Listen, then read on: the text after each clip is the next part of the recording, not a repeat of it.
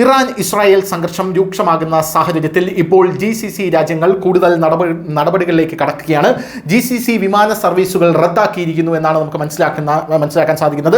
സംഘർഷം രൂക്ഷമാകുന്ന സാഹചര്യത്തിലാണ് Saudi Arabia, UAE, Qatar, Bahrain, Kuwait, Oman എന്നീ രാജ്യങ്ങളിലേക്കുള്ള വിമാന സർവീസുകൾ നിർത്തിവച്ചിരിക്കുന്നത് എന്നാണ് റിപ്പോർട്ടുകൾ സൂചിപ്പിക്കുന്നത്. ഇസ്രായേലും ഇറാനും തമ്മിലുള്ള സംഘർഷം വർദ്ധിച്ചു വരുന്ന സാഹചര്യത്തിൽ GCCയിലുടനീളമുള്ള വിമാന കമ്പനികളും വിമാനത്താവളങ്ങളും ഒന്നിലധികം സ്ഥലങ്ങളിലേക്കും തിരിച്ചുമുള്ള വിമാന സർവീസുകൾ നിർത്തിവെച്ചതായി പ്രഖ്യാപിച്ചിരിക്കുകയാണ്. ഇറാഖ്, ജോർദാൻ, ലബനൻ, ഇറാൻ എന്നിവിടങ്ങളിലേക്കുള്ള വിമാന സർവീസുകൾ പല സാഹചര്യങ്ങളിലും നിർത്തിവെച്ചതായി Saudi Arabia, Qatar, Bahrain, Kuwait, Oman എന്നിവ പുതുക്കിയ ഷെഡ്യൂളുകൾ വെളിപ്പെടുത്തി ഇപ്പോൾ അറിയിച്ചിരിക്കുകയാണ്.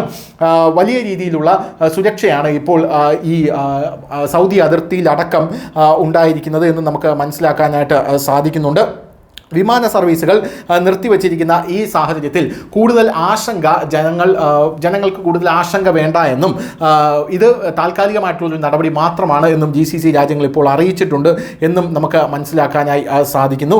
എന്തായാലും ഈ വിമാന സർവീസുകൾ നിർത്തിവെച്ച സാഹചര്യത്തിൽ വലിയ രീതിയിൽ പ്രതിസന്ധിയിലായ ഒരുപാട് പ്രവാസികളും ആൾക്കാരും അവിടെ ഉണ്ട് എന്നുള്ളതും മറ്റൊരു പ്രധാനപ്പെട്ട കാര്യമാണ്. ഇപ്പോൾ ഇറാനിൽ നിന്നും അവിടെയുള്ള ഇന്ത്യക്കാരെ ഇങ്ങോട്ടേക്ക് കൊണ്ടുവരാനുള്ള നീക്കവും നമ്മുടെ സർക്കാർ തുടങ്ങിക്കഴിഞ്ഞു. ഇറാൻ അടക്കം വിമാന സർവീസുകൾ നിർത്തിവെച്ച സാഹചര്യത്തിൽ, വ്യോമപാത അടച്ച സാഹചര്യത്തിൽ റോഡ് മാർഗം നമ്മുടെ ആൾക്കാരെ ഇങ്ങോട്ട് കൊണ്ടുവരേണ്ടി വരും. അതൊരു വലിയ വെല്ലുവിളിയാണ് നമ്മുടെ ഭാരതത്തിന്. അവരെ അഫ്ഗാനിസ്ഥാൻ ബോർഡറിലേക്ക് എങ്ങനെയെങ്കിലും എത്തിക്കുക എന്നുള്ളതാണ് നമ്മുടെ ഇപ്പോഴത്തെ പ്രധാനപ്പെട്ട നീക്കം എന്ന് പറയുന്നത്. അവിടെ നിന്നും ഇന്ത്യയിലേക്ക് കടക്കാൻ നമുക്ക് സാധിക്കുമെന്നുള്ളതാണ്. പാകിസ്ഥാനിലേക്ക് നമുക്ക് കടക്കാനും സാധിക്കില്ല. എന്തായാലും വലിയ വെല്ലുവിളികൾ നിറഞ്ഞുകൊണ്ട് ഈ യുദ്ധം ഇങ്ങനെ രൂക്ഷമായിക്കൊണ്ടേയിരിക്കുകയാണ്. മിഡിൽ ഈസ്റ്റ് ഒരു വലിയ പ്രതിസന്ധിയിൽ അകപ്പെട്ടിരിക്കുകയാണ്. News desk, news India Malayalam.